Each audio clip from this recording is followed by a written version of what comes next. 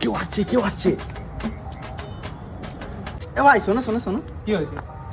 বলছি একটা কাজ করে দিতে হবে। আমি কোনো কাজ করতে পারবো না। বলছি 200 টাকা দেবো। না তাহলে করে দিতে পারি। বলছি দাদা, এটা মোড়ের মাথায় বাড়ির সামনে দিয়ে দিতে হবে, ঠিক আছে? ঠিক আছে। বাঁশ পাতা লতার শিকড় বেছে বেছে লেগে লাগবে মাথার উপর, ফাটবে না ফুটবে না কহিল কার পর, সাধু বলে মানবি গাঁও কহিল কার পর।